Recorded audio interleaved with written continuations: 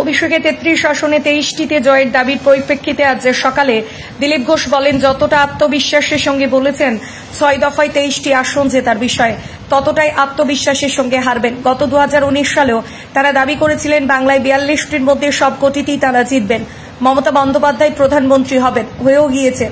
একই আত্মবিশ্বাসের সঙ্গে এবারও বলছেন তারা। এরপর দিলীপ ঘোষ আরও দাবি করেন, 6 দফায় 23টি আসন তো দূর, আরও 12টি আসন তৃণমূল কংগ্রেসের কমে যাবে। তার কথায় আগের বারের আত্মবিশ্বাসের পর যা ফল হয়েছিল এবারও তাই হবে। 12টা আসন কমবে আরও, অর্থাৎ গতবার তৃণমূল 22টি আসন জিতেছিল। আর দিলীপ ঘোষ দাবি করেছেন যে এবারের লোকসভা ভোটে তৃণমূল সব মিলিয়ে বাংলা থেকে মাত্র 10টির কাছাকাছি আসনে জিততে পারে।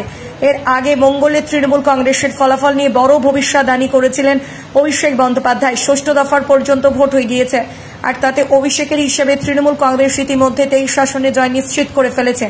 তিনি দাবি করেন বাকি শেষ দফার ভোটে 9টি আসনে 9টিতেই ঘাসফুল ফুটবে। মাত্র 7 দিনে ফল।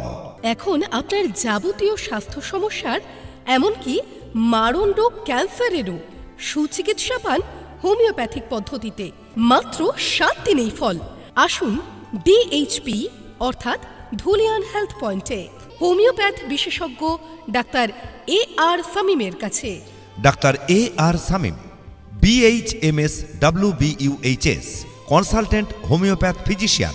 চিকিৎসা করছেন প্যারালাইসিস, মৃগী, খিঁচুনি, হাঁপানি, কিডনি ও পিত্তথলিতে পাথর, কোমর ও হাঁটুতে ব্যথা, সেক্সের সমস্যা, স্পন্ডোলাইসিস, হার্টের যে কোনো সমস্যা, মেয়েদের যাবতীয় সমস্যা, এমনকি মারণ রোগ, ক্যান্সারেরও।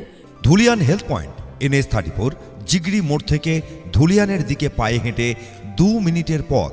সোলেমান মাস্টারের বিল্ডিং, ফরাক্কা, ধুলিয়ান।